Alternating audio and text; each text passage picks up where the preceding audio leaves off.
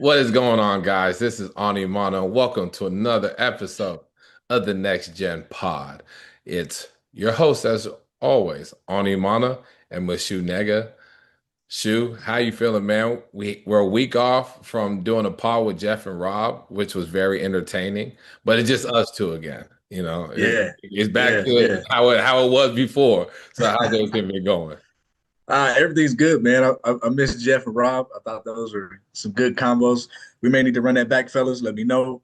Uh, but everything's good, man. From a hectic, spring and summer, it kind of feels like everything's, come to a screeching halt. So it's been good. A little bit of rest, a little downtime. Been able to kind of catch up with some personal things, run by some colleges around here, checking out, what they look like before the summer ends. So everything's been good, man. How are things your end? I just came back from Orlando. I had some time off, which is nice.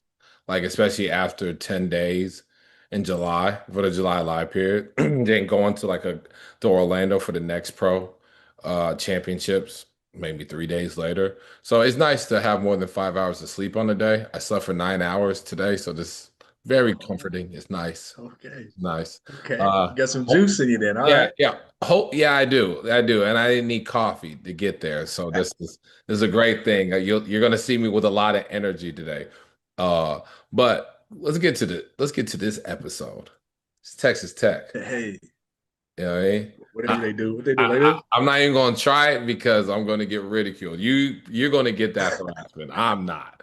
All Uh, right, wreck 'em. Wreck 'em. So this is the Texas Tech Pod. We're going to talk about the 226 prospects that they're prioritizing. This is a couple of them, right? Shout out to Tech. And shout out to just, really the run that they had this season, right? Like they made a terrific run and they're looking to go all the way and win it all this year. They're excited about their roster, and we're going to talk furthermore about that after we go through the 226s. So shoot, let's kick it off. Who is a player that they're prioritizing in 226? I mean, you can't be in the state of Texas and not recruit your own state, right? So I think one of their top priorities, not I think, I'm sorry, one of their top priorities that I know of, Dakari Spear. A lot of people are familiar with Dakari Spears, 6'4", shoot guard, elite shoot guard out of the Colony, Texas.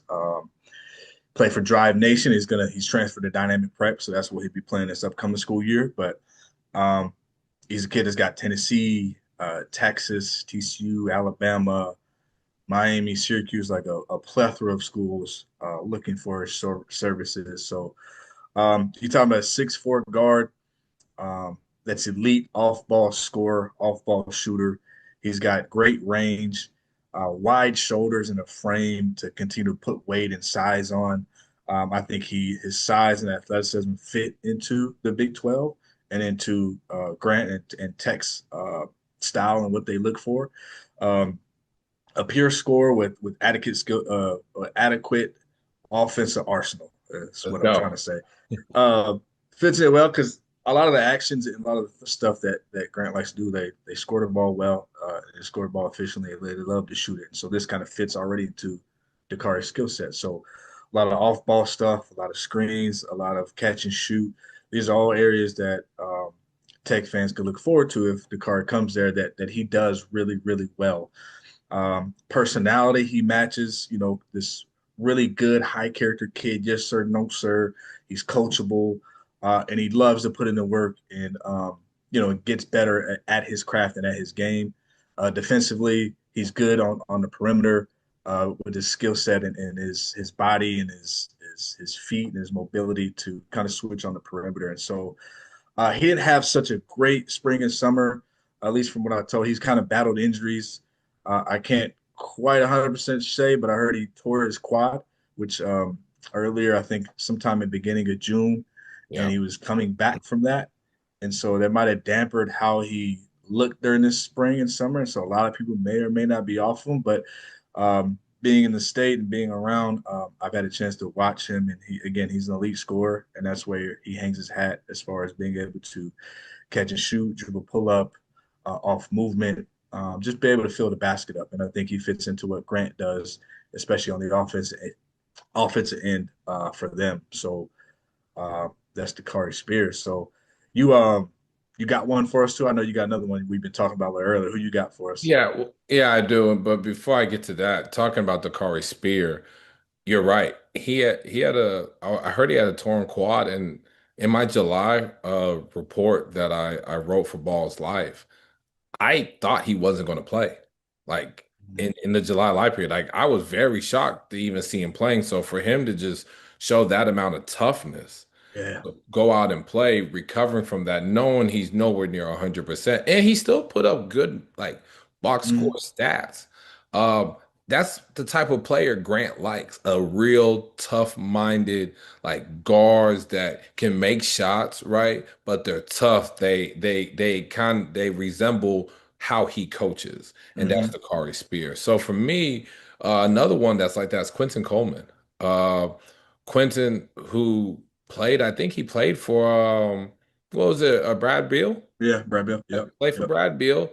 He's a winner. I know Coach McCasson loves those. He's 6'3". He's a guard. He's very tough. He is very tough. He's someone that can rebound really well at it at the guard spot. I've seen numbers where it's like 17, 6, 5 assists. And he really gets that just off his assertiveness as a driver, as a scorer, right? He commands attention from the defense because he's always looking to be aggressive and knife through the defense. He can make open shots. I mean, the three ball is going to get better, but he makes open ones and he takes it within the flow of the offense. But when it comes to Quentin, high motor, big time rebound at position, someone that's a very willing passer, and he puts pressure on the defense. So that fits Coach McCaslin's like play style, what he likes for guards, and I think rebounding guards win championships. When you look at just the past like winners, you see like you see their point guards and their two guards averaging 3, 4, 5 assists. That matters. When you see Quinn's box score stats at with Brad Beal, you're seeing 6 rebounds, 7 rebounds, 5 rebounds, right? I know in high school, I think I saw him was like getting 11 or 12 rebounds, and look what how it ended in at the end of the summer they won a Peach Jam title. So I think those things are immediately translatable.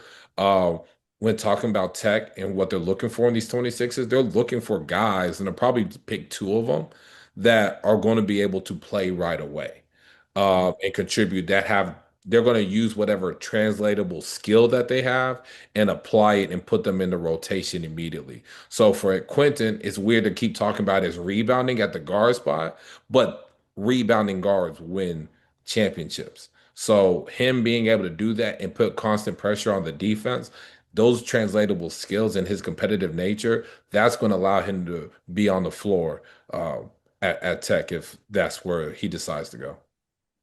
Yeah, yeah, no, I couldn't agree with you anymore as far as guards and rebounding and assisting your team in that way. You know, I think sometimes what gets lost on everybody is they always talk about putting the ball in the basket, but there's a lot of other ways to win games. And if you find me a way to win me a game as a coach, then I'm going to find a way to put you on the court. And if you fit that identity, we have that same thing in common, which Grant and Grant does, and that's what he's looking for. Then that's what he's going after. So um, to segue into the next one, I got a guard, sort of in Texas Tech. Don't go too far outside of this, but sort of the same prototype as Christian Anderson. I know there's Christian's just been taking off lately, even towards last year and through this summer. But Darius Bivvens, 6 foot, PG Bishop O'Connell. He played for Washington Warriors and 3SSB this spring and summer. He's got a lot of good offers. Rutgers, Georgetown, Virginia, even Harvard's on there. I think Houston offered recently, but 6 foot, smaller guard, but tougher than he looks. The floor general, um, super skilled, super crafty, a ball handler that is good under pressure and can play in tight spaces. With a lot of screen actions, he's really adept at playing in ball screens and maneuvering and snaking through them and finding spaces. Um, Extremely crafty and elite in his finishing. So when he gets in the paint, he does a great job of keeping people off balance, bigs with length, size, whatever, with his goofy foot, off foot shots, floaters, off balance lays.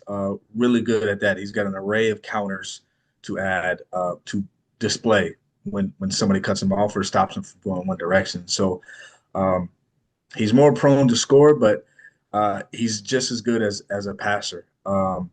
Good feel, good vision, and he can do it with either hand, which is a plus.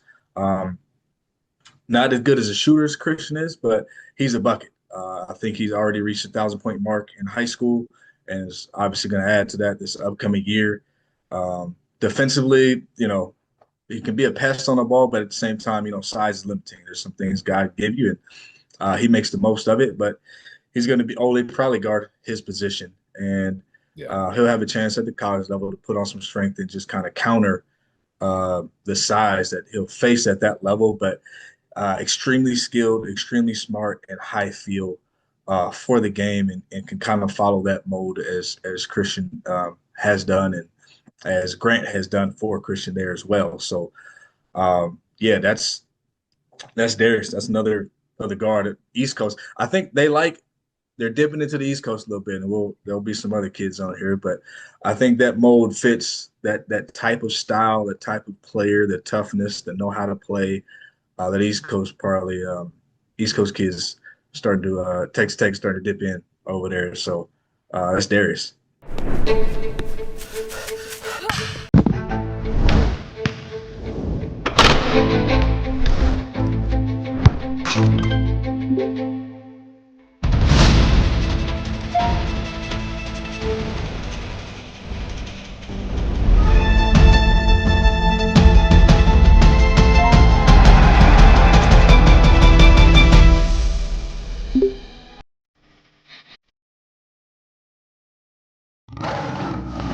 If you haven't heard by now, we have partnered with BetMGM for the season. We'll be using BetMGM lines to make all of our picks, and we'll have special offers for the listeners and the viewers. Download the BetMGM app and sign up using the bonus code FIELD. Deposit at least $10 and place your first wager on any game, and you'll receive up to $1,500 in bonus bets. Go download the BetMGM app and use the code FIELD today. Yeah, no, I like that comp prototype of Christian Anderson. Prototype. Christian Anderson obviously has taken off. I remember seeing him at Oak Hill, like in how dynamic of a scorer he was, and even now at Tech his freshman season, and then going into FIBA, like he's been really really good, right? So Yeah. he's expected to have a really big season, and it's smart to be recruiting someone like Darius to potentially be like in a way a replacement because Christian's not going to be in college basketball too much longer, right? I'm not saying he's going to go this year and go be an NBA be an NBA player, but I don't see more than 2 years, 2 more years, Yeah. at, Yeah. at max. So that makes a lot of sense of recruiting Darius Bivvens. Another one, Anthony Brown. You talk about DC kids, East Coast. Anthony Brown, who plays for Team Durant, a 6'1" ish guard. Honestly, my first time really locking in on him, I saw him some at Kansas City, but at Peach, when he had 37 versus Team Takeover, and they came back and won was incredible. Like the way he scored the basketball, getting to the rim, it was like spins off-footed like layups and turnarounds and taking deep threes. Like he's someone Mhm. that takes a lot of chances, but it's fun. Like it's fun, it's electric. He's not afraid of the moment. He's not afraid of who's in front of him, right? So like when we're talking about these kids, Anthony Brown fits that mold, someone that can score, create self-offense, right? Like when it's late shot clock or the offense really isn't, there's nothing going. He's someone that can kind of just get the ball and generate something and get a good look, or maybe not a good look for others, but a good look for him, Yeah. Yeah. right? So I really like Anthony Brown. I got to follow him for those couple days that I was at Peach, and just his like I said, like he just takes chances. I like his fearlessness. I like how he just can just take any shot and have the confidence is going in and the way he can create separation even when he kind of stops his dribble and the defense is right in front of him. He's one of those like good D but better O because he has like footwork and he kind of lowers his Mhm. shoulders a little bit to generate enough space to get his shot off. How he finishes versus length. Just has a level of craft, level of fearlessness, a high level of skill that I guess wasn't Mhm. noticed before that fits Grant McCaslin at Tech. So Anthony Brown's another one they're targeting. I really liked him. I saw him a little bit at Kansas City because obviously Baba 227 Baba Oladotun is playing on that team and playing up. But Anthony Brown really stole the show in those few games that I got to see at Peach. Yeah. No, I like it. Anytime you can add fearlessness to your game, regardless, as long as it's not bad, there's going to be some bad shots, but you need somebody on every team to be fearless, not be scared of the moment. And so that's who he is. And if you got one or two of those on your team, you sort of give yourself a chance to play and win almost any game. So to kind of go, we're still in the DC area. So out of the three SSB circuit, Jaylen Collinwood, is kind of 6'6" wing at the DC area. Um, he fits as far as sort of that big utility wing that does a little bit of everything. Sort of physically mature already a little bit for his age. Um, they feel like he's sort of this late bloomer, not in the sense of physically, but in his skill set, sort of matching and catching up to his physical nature. Um, but his game is and all that is coming together at the right time. He's had a really good summer. He's a high end athlete with size and uses his length really well. Really great off ball.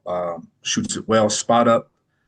Can go off the bounce and off the dribble a little bit, but better as a spot up shooter and a floor spacer. He's got great feel for cutting, spacing, creating easier looks for himself, finding windows and pockets. And then he attacks with force and plays with a physicality that you like as well, just trying to get to the rim and finish plays. We talked about rebounding earlier. This is another this is another wing perimeter player that rebounds extremely well for his position, and he doesn't mind contact. So that East Coast sort of toughness, they like him because they just describe him as a hooper. Sometimes if you watch people, you're like, yo, he just hoops. And so that's kind of the feel you get for him. Defensively, he'll be really good for them and kind of add some stuff for them down the line if that's where he ends up going with his versatility. And he's got good feel off ball as well, just being a team defender, being in the gaps, talking, tagging, all those little things that sometimes go unnoticed. Um, that's what he's able to bring to the table. Those are, again, the little things that help you win games. And so his toughness, his defensive versatility, and impacting the game without the ball are all the, off ball stuff that Grant and that staff love.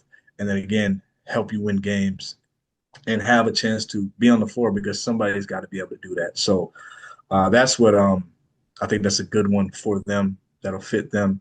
Again, another kid that's on the rise, Jaylen Collinwood. So yeah, that's who Tech's got, man. That's who they got in their eyes. Again, a lot of East Coast, some Texas, but they got a chance to add something like Ani was saying, a couple of spots for this 226, and they're looking for people to be in the rotation and contribute right away, not trying to sit in red shirt type deal. So yeah, that's Tech.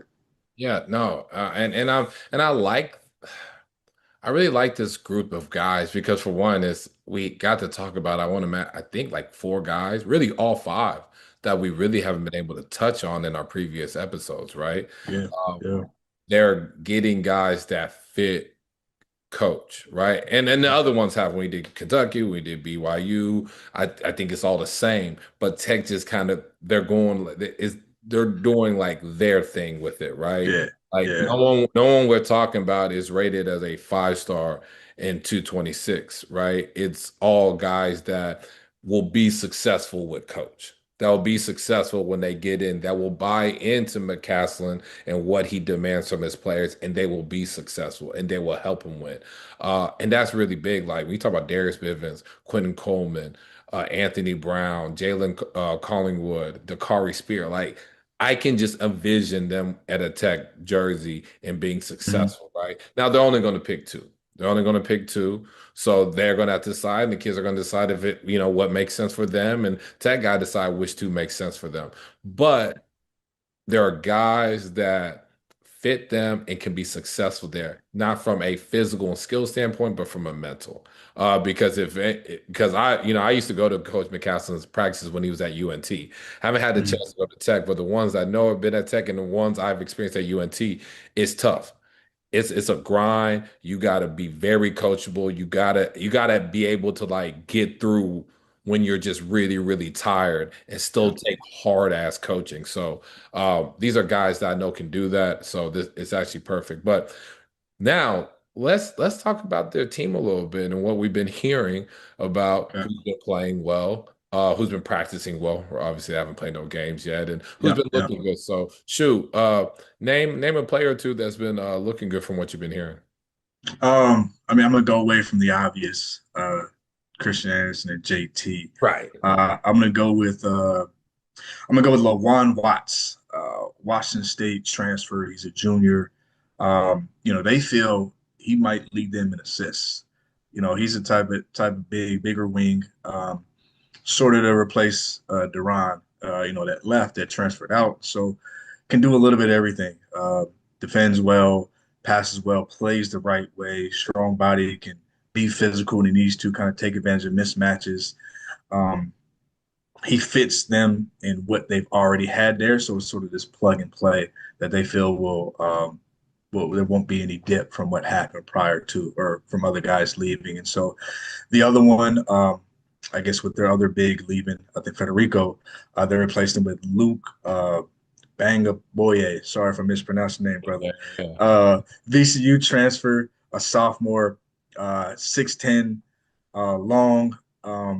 What they loved about him was just the efficiency he had in the role he could fit right away. So I think he had about 16 minutes a game at VCU. Didn't play often, but even within those 16 minutes, he gave him 2 blocks a game and finished all his plays around the rim. I think he's about a 60% field goal shooter. Wasn't worried about the three. Wasn't worried about anything else. He just fit a role perfectly, and there's a role for him to play and feeling well, which he's been looking good for what I've been hearing so far this spring. Or I'm sorry, so far this summer. And I'll give another one. Tyree Bryan, athlete, 6'5" guard from Santa Clara in his senior year. So he's coming in hungry, looking to play and contribute right away. Sort of in this 3-and-D mode, but also an athlete on top of that. And so again, another person that fits into Grant's system, being an athlete, being a shooter. They like to get up a lot of threes, and just being a vet already coming in, knowing what his role is. And so those are some 3 names that I've heard been doing really well so far this summer. Yeah, I also heard Josiah Mosley. Um, Yeah, I mean Mosley, 6'8" with 235. Played at Villanova last year. He's a transfer from Villanova. He didn't get to play a whole lot, but I mean, when you're playing behind Eric Dixon, right, who led the Yeah, nation in scoring, right, was playing in his yeah, 5th year. I mean, there's not a whole lot of minutes for you. And yeah, and listen, the staff was on the hot seat, so they got to do everything they can to win. And to be honest with you, a freshman, it's not the most ideal situation, right? Especially if you're looking to play major minutes and impact. That's not realistic uh, most of the time. So, but Josiah, hearing a lot of really good things, how he's looking at practice. This was the number one player in Texas in 224. Uh, hmm this class wasn't like that class wasn't as loaded like when you compare the 222 that had Keontae George, Anthony Black, Jordan Walls, et cetera, et cetera, et cetera. I think we had like 4 McDonald's All-Americans. Casey Wallace. Payson Wallace, Terry Morris. They had 5 of them. Yeah, we have 5 of them. I mean, it was crazy. So it compared to that, no. But the 224 class had good like depth, good talent. A lot of guys left the state to go to prep schools, but we still had good amount of talent. And Josiah really like stood out. He was clearly the best player just by like how he was shooting the basketball. He was more of a mid-range shooter, but he was able to step out from the three. How he was posting up and utilizing the size advantage, his feel for the game. He really played within his strengths and he had a next level body. Out of coming out of high school. And at Villanova, the little that we saw, like I thought he was making progressions on when he'll have the opportunity to play 15, 20, potentially 25 minutes. He's going to be really effective in impact winning because he rebounds well, he Mhm. communicates, he can make shots. I think even though he's not like a big time like pogo stick athlete, he's a decent athlete that knows how to utilize his strengths, and he'll be able to guard multiple positions when needed. Yeah. Uh, I'm really high on Josiah. I was really high on him coming out of high school, and I'm excited to hear that he's playing well in practice right now, and that they have a little high expectation for him coming into this season. Yeah. Yeah. No, I couldn't agree more. And then, like the other guys I excluded are the easy ones, the Christian Andersons and the JT Toppins. You know what you're getting from those guys already.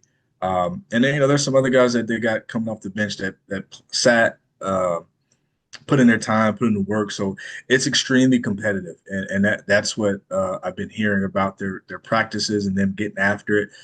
Some days you got guys like you said, Josiah looks like the best one in the gym, and then another day Luke is just manning the paint. Yeah. Then you got Christian Anderson, for whatever small time frame he was there because he was off just killing it in FIBA and everywhere else he decided to go. Um, it has his days, and so the team will probably be a little bit younger than what they're used to. But this is a team that when you got a chance to bring back guys who have played at that extremely high level, um, they lost to Florida. I want to say 6 or 8 points. I forgot. They lost to the eventual champ. Almost went to the Final Four. I think was finished at top 8 in the country. Um, Offense, if I'm not mistaken, is probably top 25. I forgot what I had written down, what I looked up, but a 3 seed in the NCAA tournament, number 2 in the Big 12. Got a chance to fight for a Big 12 championship again this year. There's a lot of positive momentum. They got all the bank in the world to throw money at whatever they want to throw money at. So there's so many great and positive things uh, that Grant and that staff is just kind of you just see this crescendo they're able to build. And so God willing, they stay healthy and they continue to add.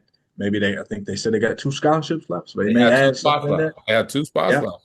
They have yeah. two So they spots. may add something if something presents itself well enough that a good player wants to get on a really, really good team and play deep into the postseason on a great stage. So, um, you know, uh, like I said, they got a lot of positive things. Grant's been doing a hell of a job. That staff's been doing a hell of a job. And I'm excited to see what they look like when it gets put all together. Looking at Christian and JT kind of playing that little pick and roll, got some shooters, some cutters, all that sort of stuff. It'll be fun to watch. So shout out to Tech and the staff.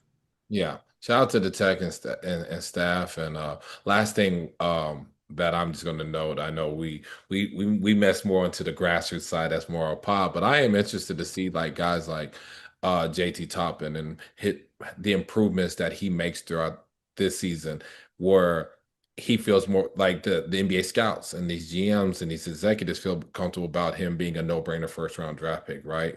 Uh, will he how further along has he gone skill wise? How he moves his feet defensively, like as a can he really guard on the perimeter and stuff like that, and how long he can do it. There's little things like that that obviously when I've talked to scouts, they mentioned. I know JT's heard numerous things. I mean, this is someone that if he declared and stayed this year, he would have been Dude. drafted. He would have been drafted, but obviously he's looking for better positioning. So I'm interested to see how JT looks, this year and what improvements in his game he has made. So, yeah, this is our Texas Tech pod, guys. There's not a whole lot going on going to the month of August, so we're going to do a lot of reviewing of what we saw. We're going to do a lot of like player interviews. We were supposed to do that this week, but it was hard because everyone's going like Spider Camp or CP3 or Tatum Camp, and the guys are out there. They're getting a lot of great teaching from NBA guys. So next week and the following weeks, we're going to have interviews with players. We're going to do like some breakdowns. We got a lot of film. Shout out to athlete.ai. This collaboration with the Field of 68, we are able to gain clips. So, like we have thousands and thousands of clips from the EYBL, from Adidas, from the Puma Pro 16s. We got hundreds of clips from Under Armour. So the guys that we bring in will be able to have like 2, 3 minute reels and really just kind of break down, see what they're seeing when they're making these plays. So make sure y'all stay locked in to the